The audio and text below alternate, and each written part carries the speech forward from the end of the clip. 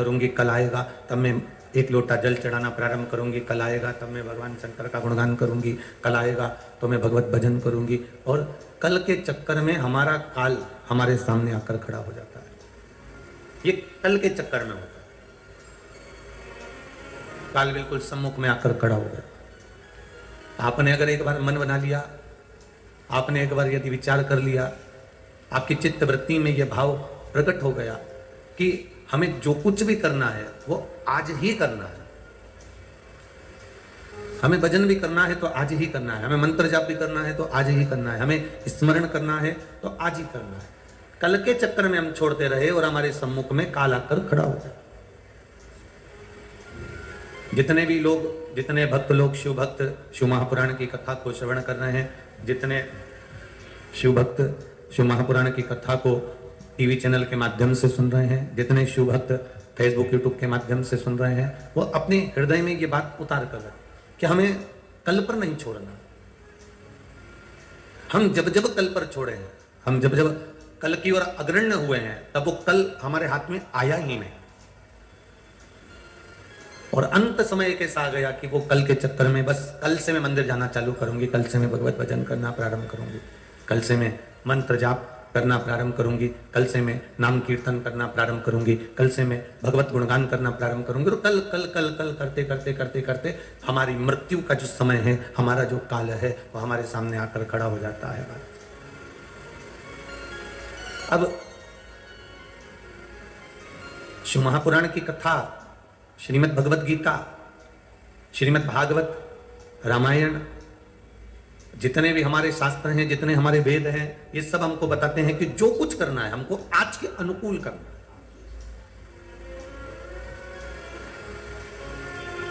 मैं दुकान कल खोल लूंगा,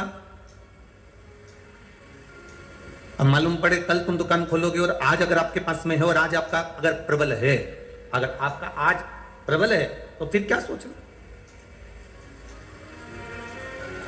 मैं कल दर्शन कर लूंगा। अगर आपका आज प्रबल है, अगर आपका पांव आज चल रहा है, शरीर ठीक है, सारी इंद्रियां आपकी बहुत प्रबल हैं, सारी इंद्रियां श्रेष्ठ हैं, सारी इंद्रियां ठीक है, सारी इंद्रियां आपकी काम कर रही है, तो फिर आपको चिंता का विषय नहीं है। अपने आज को हमको प्रबल बनाना। शिव महापुराण की कथा कहती, भगवान शंकर का संवाद कहता है, भगवान शिव की कथा कर रही है, भगवान शंकर का संवाद कर रहा है। हमारा आज हम क्यों ना प्रबल करें, और जब हमारा आज हम प्रबल कर लेंगे तो फिर हमें कल देखने की जरूरत नहीं पड़ेगी, कहीं शंकर भगवान हमारे हाथ को थाम लेंगे और हमें हमारे मंजिल तक छोड़ देंगे। हमारे आज को हमें प्रबल करना। कल कल करते करते तो हमारा काल हमारे सामने आकर खड़ा हो जाता है, मृत्यु की घड़ी हमारे सम्मुख में आकर खड़ी हो जाती है। श्री शिवाय नमस्तुभ्यं, श्री शिवाय नमस्तुभ्यं, श्री शिवाय। हमारा मृत्यु का समय हमारे सम्मुख में आकर खड़ा हो जाता है। श्री शिवाय नमस्तुभ्यं। फिर हम कुछ भी नहीं करता। श्री शिवाय नमस्तुभ्यं। और अंत समय प्रभु आना पड़ेगा, वचन दिया तो निभाना पड़ेगा, आए ना आए प्रभु कुटुंब कबीरा, अंत समय प्रभु आना पड़ेगा, वचन दिया तो निभाना पड़ेगा। आपका अंत समय तुम्हारे सम्मुख में आ जाएगा, फिर आप कुछ नहीं कर पाओगे महाराज। जो करना चाहते हो वो भी आप नहीं कर सकते, जहां तक पहुंचना चाहते हो वहां तक भी नहीं पहुंच सकते। श्री शिवाय नमस्तुभ्यं, श्री शिवाय नमस्तुभ्यं। इसलिए शिव महापुराण की कथा कर रही है। देवादिदेव महादेव ने माता पार्वती जी को अपने शब्दों में समझाया है। भगवान शिव माता पार्वती जी से कहते हैं, सुनो जगत जननी, ए पार्वती, ए हिमालय सुता, बहुत ध्यान से सुनना पार्वती। जो आज की घड़ी है, जो आज का समय है, जो आज का पल है, बाहर की आवाज तो आ रही पर यहाँ की आवाज नहीं आ रही है बाबू। जो आज की घड़ी है, जो आज का समय है, आज का जो पल है, आज का जो समय है, इसको जिसने साथ लिया उसने संपूर्ण जगत को साथ लिया। हम अपने आज के समय को नहीं साथ पा रहे।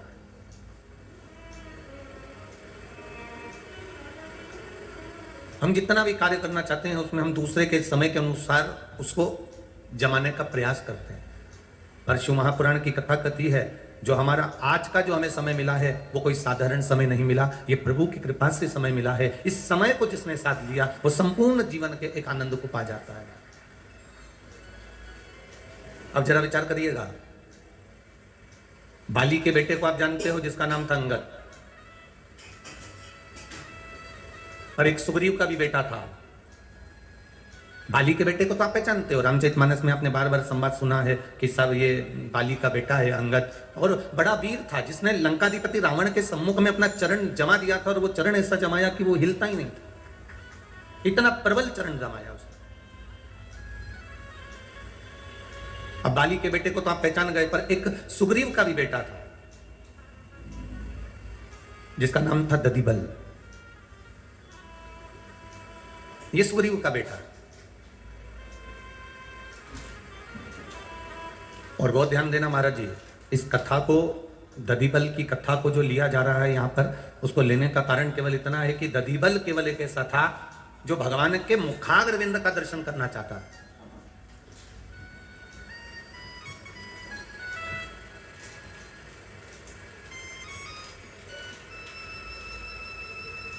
मनुष्य भले सीधा रहे पर मनुष्य का मन बड़ा टेढ़ा होता है।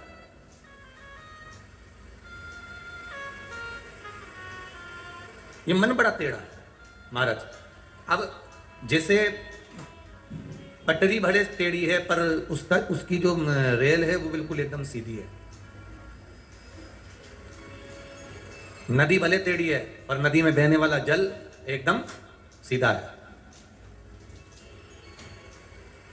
शरीर भले सीधा है पर मन एकदम टेढ़ा है। दधिबल ने यह विचार कर लिया कि मैं शिव की आराधना करूंगा, क्योंकि एक बार दधिबल जब खेल रहे थे और सुग्रीव ने दधिबल को देखा, तो सुग्रीव ने दधिबल को देखकर अपने गुरुजन से पूछ लिया कि मेरा पुत्र कितना विद्वान होगा, मेरा पुत्र कितना वीरवान होगा, मेरा पुत्र कितना ज्ञानवान होगा, मेरा पुत्र कितना धैर्यवान होगा, ये प्रबल में भी प्रबल कहलाएगा, मेरे भाई के बेटे से भी ज्यादा प्रबल मेरा पुत्र कहलाएगा। ये सुग्रीव के चित्तवृत्ति की बात है जो सुग्रीव कह रहा, जो सुग्रीव बोल रहा है। एक बात आप लोगों से कहना चाहेंगे, अपना घर में 4 भाई होते हैं, 5 भाई होते हैं, 3 भाई होते हैं, 2 भाई होते हैं, 7 भाई होते हैं, 6 भाई होते हैं, जितना बड़ा आपका परिवार है, उस पूरे परिवार में एक बात अपने चित्तवृत्ति में उतार कर रखना कि बच्चों के सामने कभी उनके यश गुण का स्मरण ना किया जाए। एक भाई की पत्नी कह रही है मेरा बेटा सबसे ज्ञानवान है, मेरा बेटा विद्वान है, मेरा बेटा ऐसा है, मेरा बेटा वैसा है। दूसरे भाई की पत्नी कह रही है मेरा बेटा ऐसा है, मेरा बेटा वैसा है, मेरा बेटा वैसा है। तीसरे भाई की पत्नी कह रही है मेरा बेटा ऐसा है, मेरा बेटा ज्ञानवान है, मेरा बेटा विद्वान है, मेरा बेटा ऐसा है। चौथे भाई की पत्नी कह रही है मेरा बेटा इतना विद्वान है, मेरा बेटा सारा काम संभाल रहा है, मेरा बेटा ये कर रहा है, मेरा बेटा वो कर रहा है। पर शिव महापुराण की कथा कहती है कि अपने पुत्र के सम्मुख में कभी उसके यश गुण को न गाने, उसको यह महसूस नहीं होना चाहिए कि पिताजी कुछ नहीं कर रहे, मेरा चाचा का लड़का कुछ नहीं कर रहा, मेरे काका जी का लड़का कुछ नहीं कर रहा, मेरा ताऊ जी का लड़का कुछ नहीं कर रहा, सब मैं कर रहा हूं। ये उस बच्चे की चित्त बुद्धि में ये प्रसंग आना ही नहीं चाहिए। अगर आज उस बच्चे के मन में यह प्रसंग आ गया कि मैं कर रहा हूं बाकी का कोई नहीं कर रहा, तो परिवार में द्वेष की भावना उत्पन्न हो जाएगी। और आज अगर वो अपने चाचा के बच्चों को नहीं गिनेगा, आने वाले समय में वो अपने काका जी, चाचा जी, ताऊ जी को नहीं गिनेगा। फिर एक समय ऐसा आएगा कि वो जिस माता पिता ने कहा था मेरा बेटा सब संभाल रहा है, ये तो कुछ नहीं करता, मेरे बेटे ने पूरा काम संभाल लिया, मेरे बेटे ने ये कर लिया, आने वाला समय ऐसा होगा कि माता पिता को भी वो बेटा नहीं संभाल पाएगा, क्योंकि उसकी चित्तवृत्ति में अहंकार समाहित हो गया, उसकी चित्तवृत्ति में अभिमान समाहित हो गया, उसकी चित्तवृत्ति में अहम आ गया। आप प्रयास करो, आप कहो कि भगवान की कृपा है, भोलेनाथ जी की दया है, उनकी करुणा, उनकी उदारता है, ये उन्हीं की कृपा, उन्हीं की दया, उन्हीं की सब कृपा है।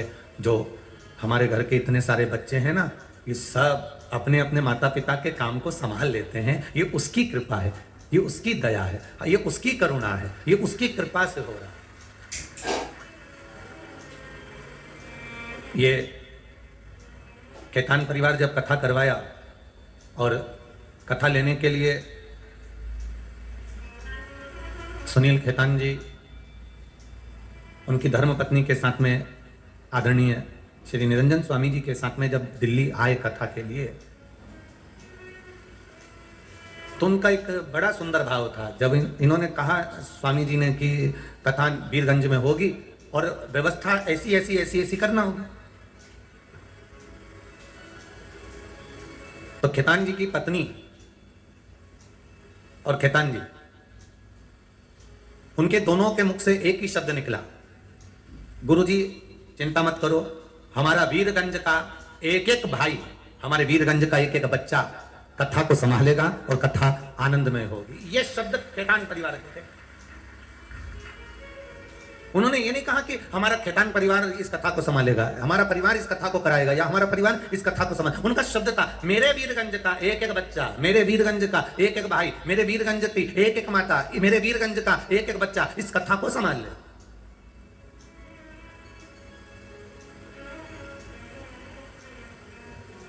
और उनका शब्द था कि महाराज जी इतनी बड़ी कथा वीरगंज क्षेत्र में कभी ना हुई है, ये तो शिव की कृपा से वीरगंज क्षेत्र में ये कथा हो रही है, ये देवादित्य महादेव की करुणा समझिए, ये उनकी उदारता समझिए, ये उनकी कहीं कृपा होगी तब जाकर ये कथा का क्रम हमको श्रवण करने को मिला है, ये उनकी उदारता का विषय है। तेरी कृपा बिना न हिले एक भी अणु, लेते हैं श्वास तेरी कृपा से तनु तनु, हे गंगाधार मुक्ति द्वार ओमकार तू, आयो शरण तिहारी भोले तार तार तू। ये तेरी कृपा है, ये तेरी उदारता है जो बैठे हैं।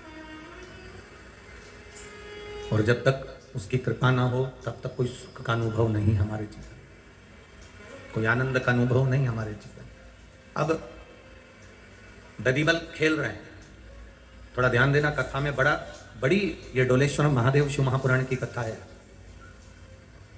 ददीबल खेल रहे हैं, पिता सुग्रीव ने कहा अपने गुरु जी से, इसका भाग्य क्या कह रहा है? अब इतनी सारी अरमान, इतनी सारी तमन्ना, इतनी सारी इच्छा, जब घर में बेटा जन्म लेता है तो माता पिता बड़ी इच्छा जागृत कर लेते हैं। एक पति पत्नी बाजार में लड़ रहे थे, दोनों झगड़ रहे थे। पति कह रहा था मैं बेटे को डॉक्टर बनाऊंगा, पत्नी कह रही थी मैं इंजीनियर बनाऊंगा। पति चिल्लाकर कह रहा था नहीं मैं डॉक्टर बनाऊंगा, पत्नी कहे मैं इंजीनियर बनाऊंगी। दोनों झगड़ा कर रहे थे। वहीं से एक संत निकल कर जा रहे थे। संत ने पूछ लिया क्यों झगड़ा कर रहे हो? पति कहता है मैं डॉक्टर बनाऊंगा, पत्नी कहती है मैं इंजीनियर बनाऊंगी। इतने में संत ने कहा बच्चे को बुला लो, उससे पूछ लो कि वो डॉक्टर बनेगा कि इंजीनियर बनेगा। इतने में पत्नी तो चिल्लाकर बोली अभी तो वो पैदा ही नहीं हुआ, तीसरा महीना चल रहा है, अभी तो वो जन्म ही नहीं लिया है, अभी तीसरा महीना गर्भ में चल रहा है, तो वो जन्म लेगा तब तो ना बोलेगा।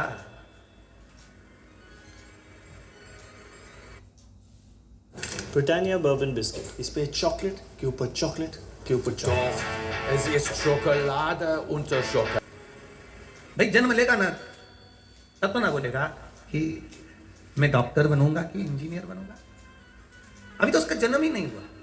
हम भी बस इसी चित्तवृत्ति में, यही चित्तवृत्ति में हम भी डोल रहे हैं। पति कहता है कि मेरी पत्नी चंद्रमुखी है, और कितनी भी चंद्रमुखी पत्नी मिल जाए उसके बाद भी पति हमेशा दुखी है।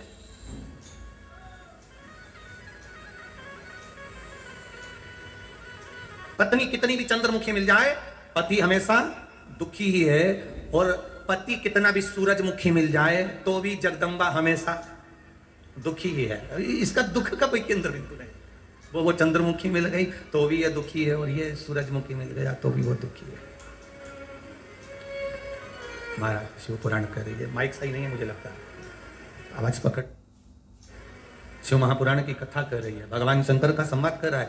सुग्रीव अपने गुरु से पूछ रहे हैं कि ये बेटा कैसा है, इस बेटे का जो क्रम है, ये बेटा जो है ये विद्वान बनेगा, ज्ञानवान बनेगा, धैर्यवान बनेगा, बड़ा जागरूक बनेगा, ये पुत्र आखिर है कैसा? क्या क्या है इस पुत्र में? इतने में गुरु अब अरमान कितने लगाए थे कि डॉक्टर बनाऊंगा कि इंजीनियर बनाऊंगा कि ये बनाऊंगा कि वो बनाऊंगा, अरमान कितने लगाए थे? इतने में गुरु जी के मुख से निकल गया ये बेटा अल्पायु है, इसकी आयु कम है, युवान अवस्था आएगी ये मर जाएगा, ये अल्पायु है। अब ददीबल अल्पायु है, सुग्रीव का बेटा अल्पायु है। सुग्रीव की आंख में आंसू भर गया, मैंने इतने अरमान लगाए थे, मैंने इतनी तमन्ना थी मेरी, इतनी इच्छा थी मेरी, इतना मैंने अरमान लगा कर रखा था कि मेरा बेटा इतना विद्वान होगा, ज्ञानवान होगा, धैर्यवान होगा, ये होगा वो होगा। कितने अरमान हमने लगा कर रखे थे, कितने।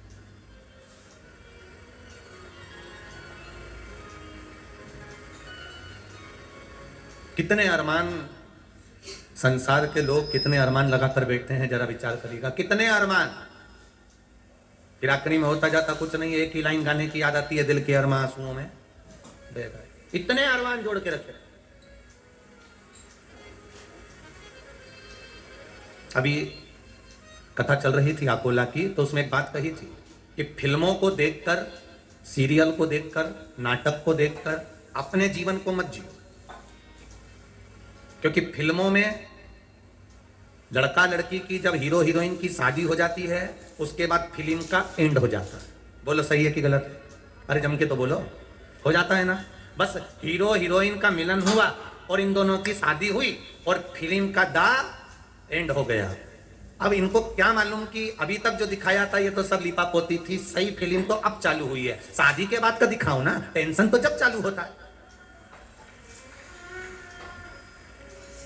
शादी के पहले का दिखा दिया, लड़का वहां गया, गाड़ी पे बिठाया, लड़की को लेकर गया, वहां गया, घुमा फिरा, मॉल गए, ये करा, चाउमीन खाया, ये खाया, पानी पूरी खाई, ये सब दिखाया। लड़ाई भी हुई, ने झगड़ा भी हुआ, ने दोनों मिलने के चक्कर में दोनों एक दूसरे के हो भी गए और मालूम पड़ा जब शादी हुई तो फिल्म का द एंड हो गया। क्योंकि सही जहां एंड हुआ है, शादी के बाद जिंदगी की सही शुरुआत चालू होती है, तब मालूम पड़ता है कि जीवन जीना कैसे है। इधर से सास चिल्लाए, इधर से ससुर चिल्लाए, इधर से पति आंख दिखाए, इधर से पत्नी कुछ बोले। वो कहते हैं ना, शादी का 1 साल पति बोलता है, पत्नी सुनती है। शादी का दूसरा साल पत्नी बोलती है, पति सुनता है। शादी के बाकी के साल पति पत्नी दोनों बोलते हैं, पूरा वीरगंज सुनता है।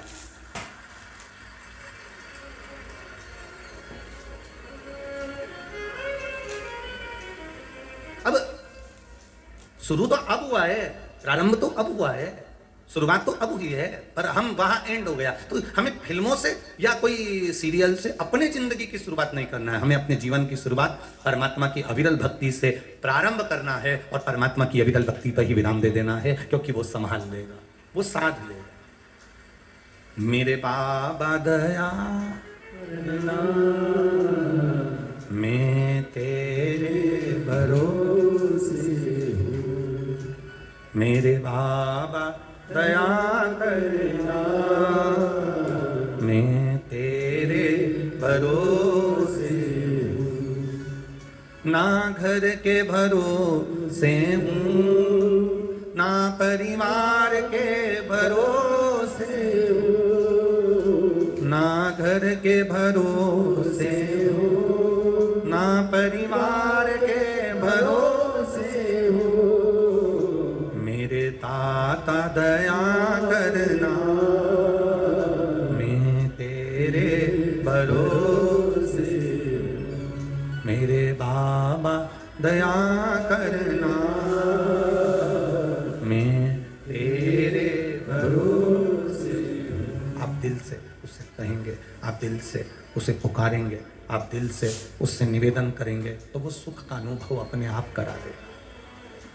ददीबल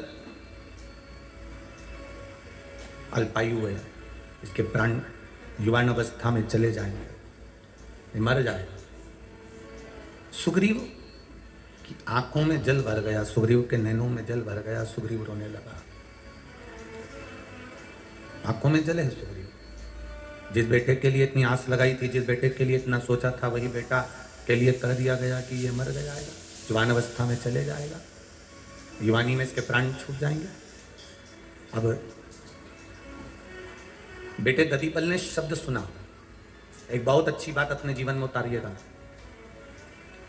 एक माँ ने पत्र लिखा है, देखिए। Dev Prasad Gupta, Birganj, ward number 24, Parsa, Nepal. Mobile number ये लिखा है। कहीं बैठे हो तो हाथ हिलाइएगा। आप ही हैं? दोनों हाथ से हिला दो एक बार। श्री शिवाय नमस्तुभ्यं। शीतल देव प्रसाद गुप्ता, बीरगंज, वार्ड नंबर 24, परसा, नेपाल। गुरुजी, शिव महापुराण का मैं क्या वर्णन करूं, मैं क्या बताऊं। 2021 सितंबर का महीना, 5 तारीख मुझे हार्ट अटैक हुआ। तब हम हॉस्पिटल लेकर गए हैं, सारे परिवार वाले मुझको हॉस्पिटल लेकर गए। 5 दिन तक आईसीयू में भर्ती कर रखा, फिर रेफर कर दिया हमको काठमांडू के लिए। काठमांडू के हृदय गंगालाल अस्पताल में भर्ती करा गया। वहाँ पर जांच प्रारंभ हुई और 3 ब्लॉकेज आए, एक 100%, एक 80%, एक 60%। डॉक्टर ने तुरंत ऑपरेशन का कह दिया कि इनको ऑपरेशन करना पड़ेगा, क्योंकि 3 ब्लॉकेज हैं। तभी परिवार के लोगों ने कहा थोड़ा सा रुक जाओ, हम 8 दिन का समय दो, हम ऑपरेशन करा लेंगे। 8 दिन का समय मांगा गुरुदेव और बाबा से प्रार्थना करी। आस्था चैनल पर आपकी कथा सुनते थे टीवी पर, आपने शिव जी को जल चढ़ाकर उस जल को लाकर पीने का वर्णन करा और एक बेलपत्र शिव जी पे चढ़ी हुई कुंदकेश्वर महादेव के नाम से खाने का कहा। हमने उसी दिन से वो जल चढ़ाकर और कुंदकेश्वर महादेव के नाम से बेलपत्र को खाना प्रारंभ करा और 6 महीने के बाद में फिर वापिस जांच कराई और बाबा की कृपा ऐसी हुई कि डॉक्टर ने कह दिया तुम्हारी सारी ब्लॉकेज समाप्त हो गई है और तुम्हारा हार्ट काम करना प्रारंभ कर दिया है और तुम ठीक हो गए, तुम्हें ऑपरेशन की जरूरत नहीं है। अब ठीक हो बाबू, दोनों हाथ हिला दो एक बार, हर हर महादेव। बैठिए। शिव तत्व इसी को कहते हैं। तेरी कृपा बिना न हिले एक भी अणु, लेते हैं सांस तेरी कृपा से तनु तनु। ये वो कृपा करता है तो अपने आप सब कार्य सफल होते चले जाते हैं। जब तक वो कृपा ना करे तब तक कोई कार्य सफल नहीं होता। ये उसकी करुणा है, ये उसकी उदारता है और ये उसी की दया है। अब दधीबल के मन में ये भाव प्रकट हो गया, दधीबल के मन में ये भाव आ गया कि भाई मेरा जो समय है, मेरा जो समय बताया कि मेरे प्राण छूटने का समय है, अर्थात मेरी युवान अवस्था में ही मैं मर जाऊंगा, मेरे प्राण छूट जाएंगे। सूचना केवल मृत्यु की मिले तो व्यक्ति कांप जाता।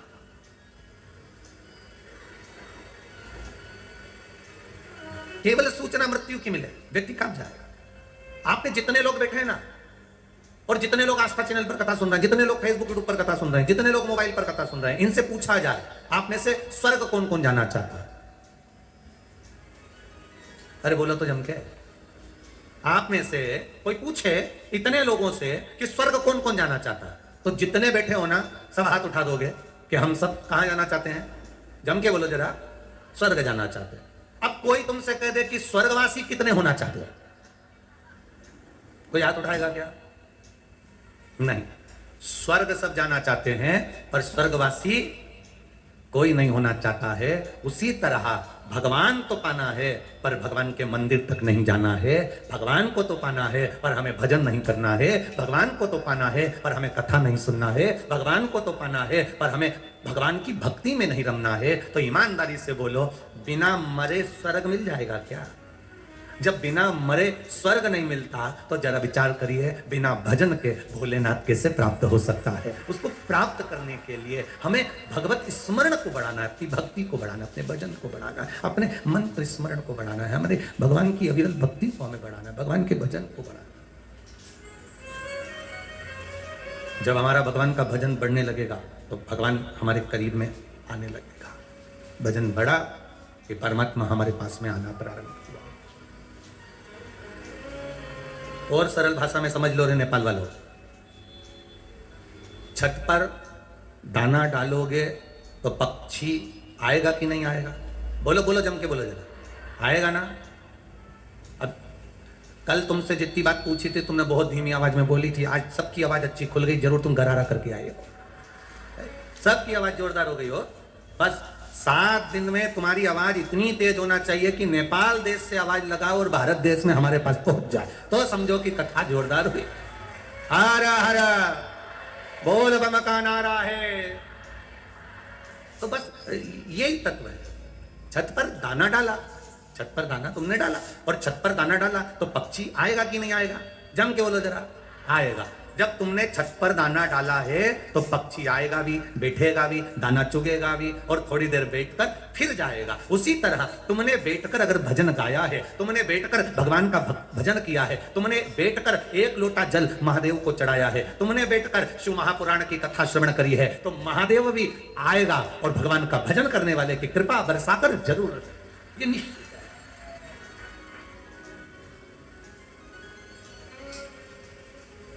वो आता जरूर है, बस तुम्हारे भजन पर निर्भर करता है कि तुम्हारा भजन कैसा, तुम्हारी भक्ति कैसी, तुम्हारा स्मरण कैसा।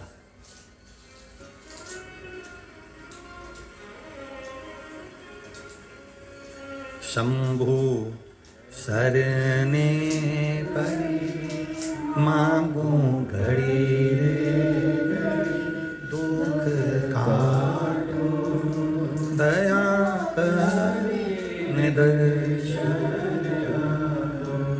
महाराज आपकी भक्ति कैसी है? ददीबल को मालूम पड़ गया कि मैं अल्पायु हूं, माता पिता के साथ में ददीबल रह रहा है और उसको मालूम है कि अब मेरी उम्र नहीं है इतनी। माता पिता ने मन में विचार कर लिया कि बेटा अल्पायु है, हमारे सामने बेटे के प्राण छूटेंगे, अच्छा नहीं लगेगा, तो बेटे से कह दिया कुछ ऐसा कर जाओ अपनी जिंदगी में कि लोग तुम्हारा नाम ले। ऐसा मृत्यु लोक में अगर जन्म लिया है, पृथ्वी पर अगर आए हो तो काम ऐसा कर कर चले जाना कि लोग आपका स्मरण करें। पूरे जितने भी देवी देवता हैं, सारे देवताओं का नाम उठा लो, किसी भी देवता के आगे महासंबोधन नहीं लगा। भगवान विष्णु के नाम के आगे महा लगा क्या? केवल देवादिदेव महादेव के आगे एक लगा है महादेव, बाकी के किसी देवता के आगे महासंबोधन नहीं लगा। हम अपने नगर में, अपने वीरगंज में कोई व्यक्ति बहुत अच्छा काम करता है तो अपन क्या कहते हैं? महापुरुष है। महापुरुष मतलब महाशब्द लगाया, महासंबोधन लगाया। महासंबोधन कब लगाया? जब उसने कोई अच्छा काम किया, जब उसने कोई अच्छा कार्य अपने वीरगंज के लिए, जब अच्छा कार्य अपने नेपाल देश के लिए, जब अच्छा कार्य अपने देश के लिए अगर कोई करता है तो हम उसके आगे लिख देते हैं महापुरुष। किसी देवता के आगे महासंबोधन नहीं लगा। इंद्र के आगे महा इंद्र लगा क्या? कुबेर जी के आगे महाकुबेर लिखा क्या? गरुण जी के आगे महागरुण लिखा क्या? ब्रह्मा जी के आगे महाब्रह्मा लिखा क्या?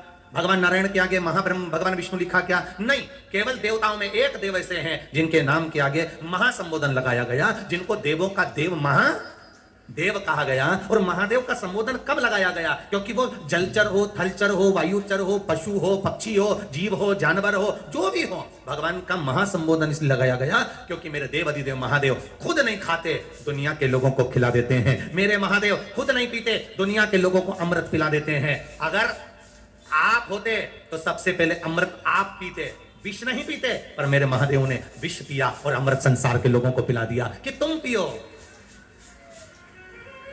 महासंबोधन ऐसे ही नहीं लग जाए।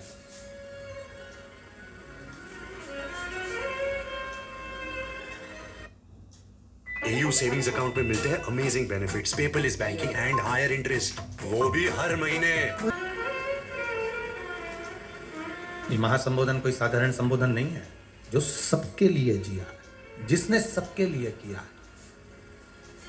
देवता आए उनको भी दिया, असुर आए उनको भी दिया, पशु आए उनको भी दिया, पक्षी आए उनको भी दिया। जो जो महादेव के पास में आए, मेरे देव अधिदेव ने सबको दिया, इसलिए उनके नाम के आगे महा का संबोधन लगा। और वो देव अधिदेव महादेव का, जो सबको दे रहा है। महापुरुष का मतलब क्या? जो सबके लिए जिया, सबके लिए जिसने कार्य किया, सबके लिए उसने झोली लगाई, सबके लिए उसने आनंद किया, सबके प्रति जिसने किया, उसके नाम के आगे महासंबोधन लगा दिया गया, उसके नाम के आगे महासंबोधन दिया गया। अब ददीबल ने अपने माता पिता को प्रणाम किया और ददीबल ने कहा, पिताजी मेरे प्राण जाएंगे, आप दुखी हो गए, आपकी आंखों में अश्रु आएगा, इसलिए अब मेरा मन है कि मैं आपको छोड़कर कहीं चले जाऊं। व्यक्ति जब बहुत दुखी हो जाता है तो वो मरने का सोचता है। शिव महापुराण की कथा कहती है थोड़ा सा दुख आया और वो मरने का विचार करता है। शिव महापुराण की कथा कहती है थोड़े से दुख में मरने का विचार न करिए। जब दुख तुम्हारे ऊपर आ जाए तो हमें मरना नहीं है, हमारे दुख को हमें मार देना है। अर्थात हमें भगवान शंकर की शरण में बैठकर श्री शिवाय नमस्तुभ्यम या पंचाक्षर मंत्र नमः शिवाय या षडाक्षर मंत्र ओम नमः शिवाय हमें जपना है। जब हम भगवान के नाम को जपेंगे तो हमारा दुख अपने आप कटना प्रारंभ हो जाएगा, अपने आप समाप्त हो जाएगा। हमें अपने शरीर को समाप्त नहीं करना है।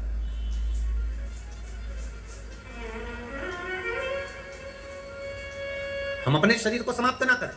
हम अपने भीतर जो दुख उतर रहा है, हमारे भीतर जो दुख आया हुआ है, हमें जो भीतर से दुख सता रहा है, उस दुख को हमें समाप्त करना है। ददीबल ने विचार करा कि मैं मरने वाला हूं।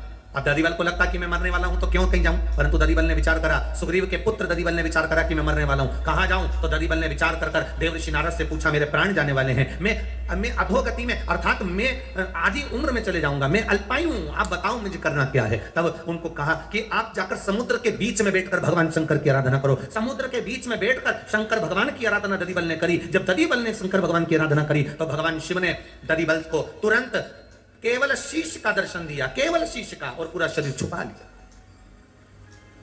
और महादेव ने पूछा, बोलो ददीबल क्या बात है? दधिबल कहते हैं मैं अल्पाई हूं, मेरे प्राण छूट जाएंगे। तो भगवान शिव ने कहा दधिबल अगर तुम्हारे प्राण जाएंगे, संसार में जो आया है उसको तो जाना ही पड़ेगा। पहले भी कथा में काज फिर कहते हैं बादाम खाओगे तो भी मरोगे, नहीं खाओगे तो भी मरोगे, डेंटिंग पेंटिंग करोगे तो भी मरोगे, नहीं करोगे अरे बोलो तो भी मरोगे, रसगुल्ला खाओगे तो भी मरोगे, अरे बोलते जाओ जम के, नहीं खाओगे तो भी मरोगे, कथा सुनोगे तो भी मरोगे, नहीं सुनोगे तो भी मरोगे। अब इतना कहा तो किसी ने पूछ लिया तो फिर हम कथा काय को सुने जब मरना ही है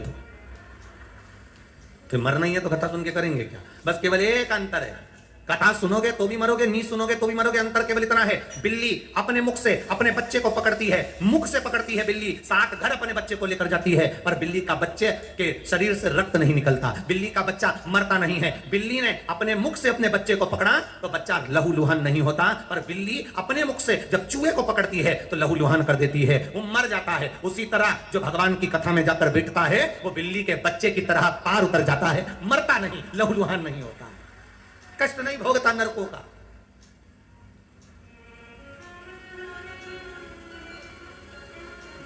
मरना निश्चित है, 7 ताले में भी बंद हो जाओगे तो भी जाओगे, नेपाल में रह लो चाहे इंडिया में रह लो, जाना तो मृत्यु तो निश्चित है। फिर करना क्या है?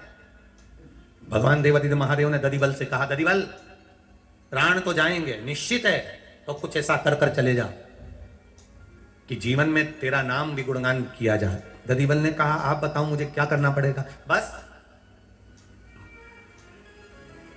जब राम और रावण का युद्ध हो, देवादिदेव महादेव कह रहे हैं जब राम और रावण का युद्ध होगा, रावण के सारे बेटे मर जाएंगे, तब रावण का एक बेटा जिसका नाम रहेगा नारंतक, वो बेटा इतना वीर रहेगा, उस बेटे को मारना कोई आसान बात नहीं रहेगी। कुंभकर्ण मर जाएगा, मेघनाथ मर जाएगा, सब मारे जाएंगे, तब रावण अपने बेटे नारंतक को बुलाएगा। उस नारंतक को जो शंकर की आराधना करने वाला होगा, शिव की उपासना करने वाला होगा, जो अपने मृत्यु सामने देखने के बाद भी मृत्यु का भान ना होकर भगवान की भक्ति में रमा रहेगा, वो नारंतक को मार सकता है। इसलिए एक काम कर, तू भगवान शिव की भक्ति में जैसे आज रमा है वैसे और रम जा। प्रभु मुझे केवल आपके मुख का बार बार दर्शन करना है। भगवान ने कहा तो फिर एक काम कर, नेपाल की पावन धरा पर जहां मेरा मुख आज भी विराजमान है, वो डोलेश्वर पर जाकर तू तप साधना में लीन हो जा। सारी दुनिया में जितने शिवलिंग हैं वो एकदम सीधे मिलेंगे। कौन कौन गया है डोलेश्वर? हाथ उठाओ जरा। डोलेश्वर का शिवलिंग सीधा है क्या? जम के बोलो, है सीधा? नहीं, थोड़ा टेढ़ा है। कारण क्या था? केवल एक कारण, दधिबल भगवान शंकर की भक्ति में इतना डूबा हुआ था, इतना डूबा हुआ था, इतना डूबा हुआ था कि भगवान शंकर को देखकर दधिबल का मन नहीं डोलता था। भगवान शिव की भक्ति में इतना डूबा हुआ था, शिव जी बारंबार आकर कहते थे दधिबल मांग तुझे क्या चाहिए, दधिबल मांग तुझे क्या चाहिए। दधिबल कहता था नहीं बाबा, नहीं कुछ नहीं चाहिए। आपने कह दिया ना कि मृत्यु लोक में आए हो तो कोई काम अच्छा करके जाना जिससे जीवन पर्यंत सुख का भान होता रहे। व्यक्ति चले जाता है पर व्यक्ति का नाम रह जाता है। दधिबल ने कहा बस आपकी कृपा बनी रहे। बार बार दधिबल शिव की भक्ति करते थे, बार बार शंकर की आराधना करते थे, भगवान शिव की भक्ति में डूबे रहते थे। ऐसे डूबे रहते थे दधिबल, ऐसे डूबे रहते थे कि भगवान शंकर के शिवलिंग की आराधना करते करते एक बार दधिबल आराधना करते करते अपने हाथ का टेका महादेव के शिवलिंग से लगा लिया, और महादेव के शिवलिंग से जैसे ही टेका लगाया, दधिबल टेका लगाकर बस बैठे ही थे, देवादिदेव महादेव वहीं पर थोड़े से तिरछे हो जाते हैं और भगवान शिव आकर वर प्रदान कर कर चले जाते हैं। वो डोलेश्वर महादेव, वो डोलेश्वर महादेव, वो साधारण नहीं है। डोलेश्वर महादेव नेपाल की धरा पर ये पशुपतिनाथ, ये डोलेश्वर महादेव, ये कोई साधारण नहीं है महाराज, सिंपल ना। ये वही डोलेश्वर महादेव है जब माता पार्वती जी के भाई क्रोंच को, माता पार्वती जी के भाई क्रोंच को जब बाणासुर ने गलत जगह पर लगा दिया, तब पार्वती जी की मां मीनावती ने पार्वती जी से मांगा था कि क्रोंच का बदला लिया जाए। क्रोंच ये वो, ये कोई साधारण नहीं है। और मां पार्वती जी ने भी जिस डोलेश्वर महादेव के सम्मुख में बैठकर स्वयं साधना करी, स्वयं साधना। एक बात आपसे कहना चाहेंगे, नेपाल वासी, इस नेपाल देश के जितने भी निवासी हैं, में जब कहीं ऐसा महसूस हो कि आप बहुत हार चुके हो और दुख सामने पीछा नहीं छोड़ रहा, दुख पीछा छोड़ ही नहीं रहा, लगे जब ऐसा, तब कुछ नहीं करना है। आपके नगर में, आपके क्षेत्र में, आपकी कॉलोनी में, आपकी सोसाइटी में, आप जहां रहते हो, उस गांव में, खेड़े में, नगर में, जहां शंकर भगवान का शिवालय हो, वहां थोड़ी देर जाकर बैठ जाना और शिव का पंचाक्षर मंत्र, षडाक्षर मंत्र, ओम नमः शिवाय या श्री शिवाय नमस्तुभ्यम का स्मरण करते रहे। रोज जाओ उसके दरबार, रोज पहुंचो उसकी चौखट पर। तेरे मंदिर में आना मेरा काम है और मेरी बिगड़ी बनाना तेरा काम। तेरी चौखट पे मैं तो आ ही गया,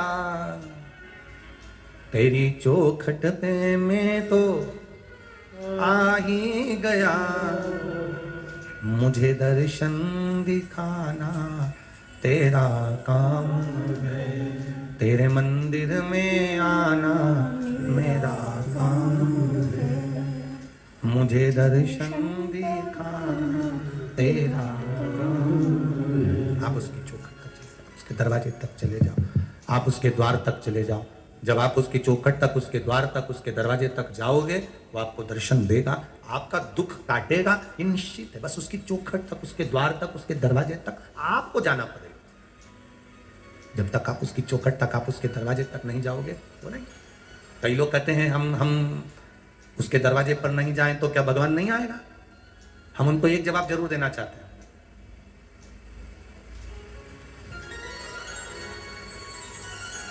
किराने वाला दुकान लेकर तुम्हारे पास आता है क्या? जम के बोलो जरा जल्दी से। कपड़े वाला पूरी कपड़े की दुकान लेकर तुम्हारे पास आता है क्या? अलमारी वाला अलमारी की दुकान लेकर तुम्हारे पास आता है क्या? बोलते जाओ जरा जम के। फ्रिज वाला फ्रिज लेकर तुम्हारे घर पे आता है क्या? टीवी वाला टीवी की दुकान लेकर तुम्हारे पास आएगा क्या? मोबाइल वाला मोबाइल की दुकान लेकर तुम्हारे पास आएगा क्या? नहीं। मोबाइल लेना है तो दुकान पर जाना पड़ेगा, कपड़ा लेना है तो दुकान पर जाना पड़ेगा, टीवी खरीदना है तो दुकान पर जाना पड़ेगा, और अपना दुख मिटाना है तो महादेव की कथा में जाना पड़ेगा। ये निश्चित है। उसके दरवाजे तक, उसकी चौखट तक हमें पहुंचना है, उसके द्वार तक हमें जाना, उसकी चौखट तक हमें जाना, उसके दरवाजे तक हमें जाना। और जब तक हम उसके दरवाजे तक नहीं पहुंचेंगे, जब तक हम उसकी चौखट तक नहीं पहुंचेंगे, तब तक जीवन का सुख प्राप्त नहीं हो सकता, जीवन का आनंद प्राप्त नहीं हो सकता। उसके द्वार तक तुम्हें जाना पड़ेगा। नाई की दुकान पर जाओगे तो बाल कटेगा, और परमात्मा के मंदिर जाओगे तो दुख कटेगा, ये निश्चित है। उसके द्वार तक जाना पड़ेगा। Tried everything for dark spots except for what actually works? Introducing Nivea Luminous Even Glow.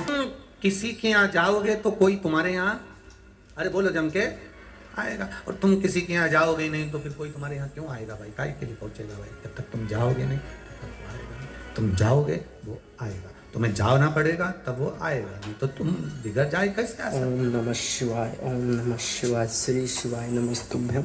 ना भोले बाबा मेरे मकान तेरा डमरू डम डम बाजे सारे जहान में। तुम्हारा भोले बाबा, तुम्हारा भोले बाबा मेरे मकान में, मेरा डमरू डम डम बाजे सारे जहान में। तुम्हारा भोले बाबा, तुम्हारा भोले बाबा मेरे मकान में। सब गाइए। तेरा डमरू डम डम बाजे सारे जहान में। तुम लक्ष्मी जी को लाना, तुम विष्णु जी को लाना, तुम विष्णु जी को लाना, तुम लक्ष्मी जी को लाना, तुम लक्ष्मी जी को लाना, तुम विष्णु जी को लाना, तुम विष्णु जी को लाना। मेरे मकान में तेरा डमरू डम डम बाजे सारे जहान में। तुम आना भोले बाबा, तुम आना भोले बाबा मेरे मकान में, तेरा डमरू डम डम बाजे सारे जहान में। तुम आना भोले बाबा, तुम आना भोले बाबा मेरे मकान में, तेरा डमरू डम डम डम बाजे सारे जहान में, तुम आना भोले बाबा। जय हो। श्री शिवाय नमस्तुभ्यं, श्री शिवाय नमस्तुभ्यं, श्री शिवाय नमस्तुभ्यं, श्री शिवाय नमस्तुभ्यं। बड़े भाव से दोनों हाथों से ताली सेवा देते हुए आनंद के श्री साथ। शिवाय नमस्तुभ्यं, श्री शिवाय नमस्तुभ्यं, श्री शिवाय नमस्तुभ्यं। भोले